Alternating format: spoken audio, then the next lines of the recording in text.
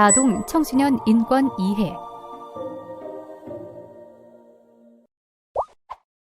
세계 인권선언 전문에는 모든 인간은 태어날 때부터 자유롭고 존엄성과 권리에 있어서 평등하다.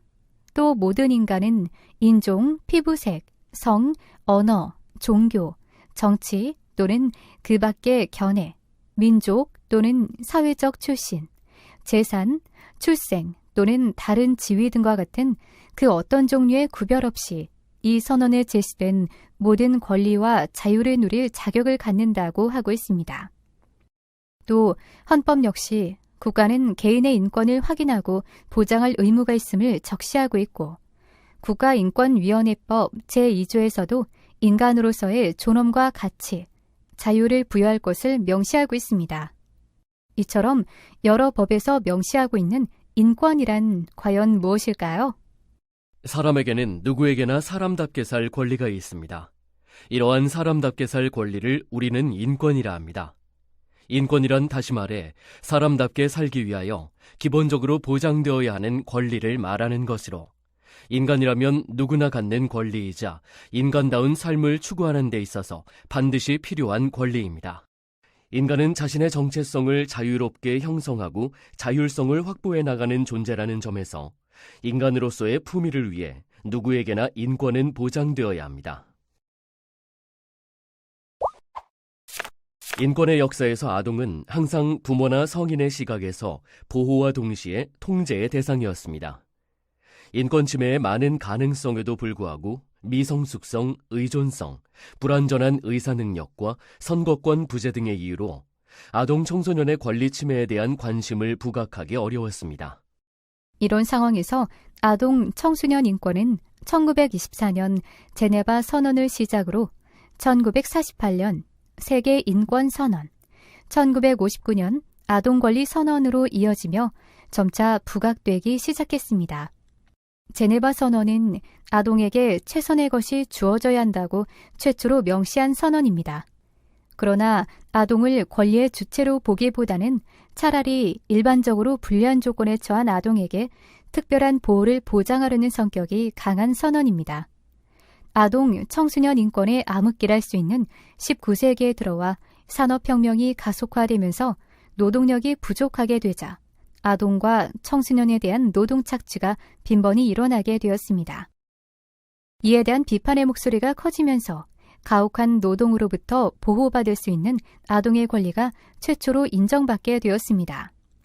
독일에서는 1839년 프로이센 조례에 공장 청소년 근로자에 대한 조항이 도입되었고 1891년 근로보호법, 1903년 아동보호법이 제정되어 모든 아동, 청소년의 노동 착취를 금지하는 법이 등장하였습니다. 사실 이러한 아동, 청소년을 보호하는 일련의 조치들은 아동, 청소년이 정상적으로 발달해야만 한다는 아동, 청소년의 발달권을 보호하는 제도라 할 수 있습니다. 1914년에 제1차 세계대전이 일어나 많은 생명을 빼앗아갔으며 특히 아동이나 여성 등 사회적 약자들이 입은 피해는 심각했습니다. 이 전쟁이 끝난 후 두 번 다시 이런 참화를 일으키는 일이 없이 평화적 사회의 지속과 발전을 기원하는 사람들의 결의로서 1920년 국제연맹이 결성되었고 국제연맹은 1924년 9월 26일 제5차 총회에서 아동의 권리에 관한 제네바 선언을 채택했습니다. 인권사상의 발전에 힘입어 아동의 권리가 최초로 공식화되어 문서화되었습니다. 세계 인권선언은 법적 구속력을 가지지 못하는 선언에 불과하다는 한계를 가지지만 실정권은 아니라고 할지라도 도덕적 권고 내지는 도덕적 규범 천명은 의미가 큽니다.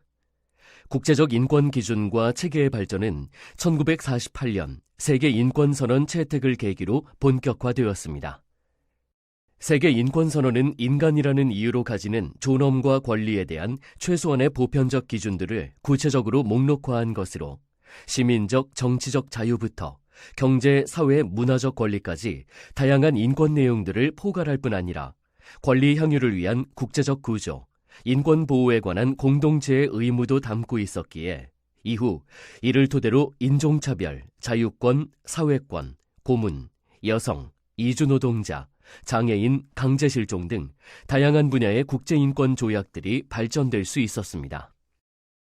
세계인권선언에 있는 아동 관련 규정으로는 제16조 제3항에서 가정의 보호, 제25조 제2항에서는 모자의 보호, 제26조 제1항에서 교육받을 권리와 무상교육 제도가 있으며 제26조 제3항에서는 부모는 자녀에게 제공되는 교육의 종류를 선택함에 있어 우선권을 갖는다라고 명시하고 있습니다.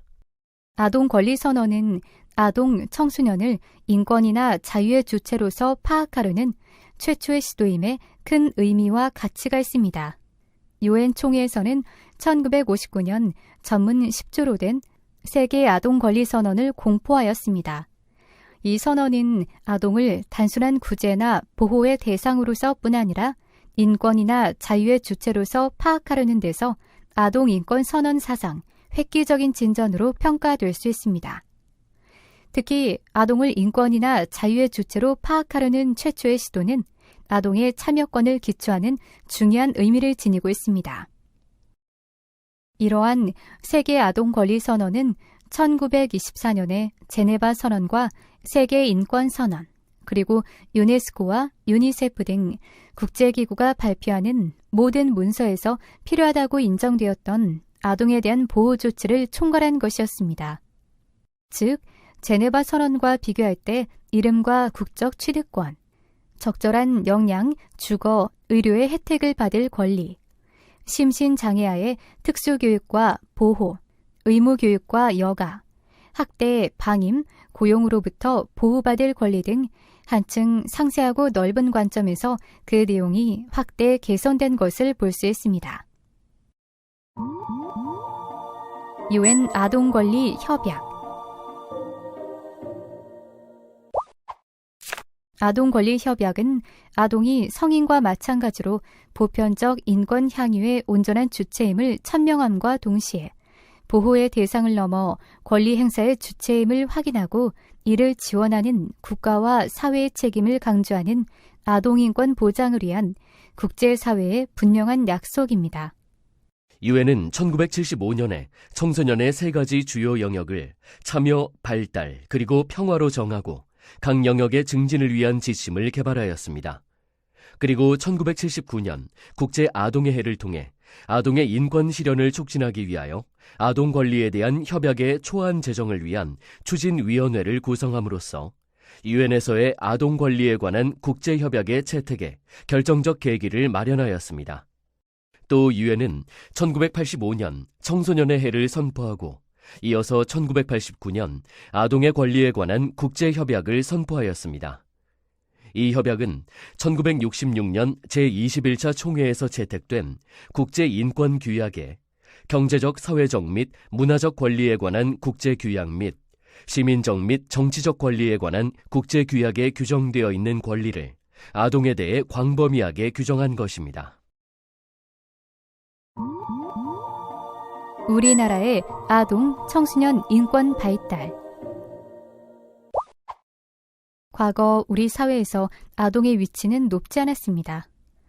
유교 사상의 지배를 받던 시대 삼강오륜 덕목 중 하나인 장유유서는 본래 어른과 아이 사이에 지켜야 할 관계에 관한 덕목으로 연장자가 연소자를 사랑하고 연소자는 연장자를 존경하되 순서에서는 연장자가 우선한다는 것입니다. 사회에 뿌리 깊이 박혀있던 유교 사상은 연장자를 무조건 우선시한 나머지 연소자인 아동의 인격을 존중하지 않는 현상으로 해석됐고 그 본질 또한 부정적으로 왜곡되는 경우가 많았습니다. 한국에서 처음 아동의 권리를 선언한 것은 제네바 선언보다 한 해 앞선 1923년이었습니다. 당시 우리는 주권을 일본에게 빼앗긴 가운데에서도 민족의 새싹인 어린이를 사랑하고 씩씩하게 키우기 위하여 어린이날을 제정하였습니다. 바로 그해 5월 1일 어린이날 기념식장에서 소년운동협회가 소년운동선언에서 아동의 권리공약 3장을 선포하였습니다. 아동의 권리공약 3장은 어린이에게 완전한 인격적 예우를 하고 14세 이하의 어린이에게 노동을 폐지하며 어린이에게 배우고 놀 수 있는 가정 또는 사회적 시설을 행하도록 역설한 것입니다. 이는 우리나라 최초의 아동권리 선언일 뿐만 아니라 인터내셔널 세이브 더 칠드런의 창시자인 영국 잼 여사의 아동권리 선언과 같은 해에 공포되었다는 점에서도 의의를 찾을 수 있습니다. 방정환은 아동권리 공약 3장에 다음과 같은 내용을 담아 발표했습니다. 어린이를 재래의 윤리적 압박으로부터 해방하여 그들에 대한 완전한 인격적 내후를 허하라. 어린이를 재래의 경제적 압박으로부터 해방하여 만 14세 이하의 그들에 대한 무상 또는 유상의 노동을 폐하라. 어린이에게 그들이 고요히 배우고 즐거이 놀만한 각양의 가정 또는 사회적 시설을 행하라. 이러한 공약 3장의 내용은 이후 어린이 헌장으로 이어졌습니다. 어린이 헌장은 어린이는 나라와 결의 앞날을 이어나갈 새 사람이므로 그들의 몸과 마음을 귀히 여겨 옳고 아름답고 씩씩하게 자라도록 힘써야 한다는 전문에서 볼 수 있는 것과 같이 어린이는 미래의 주인공으로 상정되어 있음을 알 수 있습니다. 또한 어린이는 인간으로서 존중하여야 하며 사회의 한 사람으로 올바로 키워야 한다는 어린이 헌장의 제1조의 표현에서처럼 어린이는 인격체이지만 양육의 대상이란 제한된 시각에 바탕을 두고 있음을 알 수 있습니다.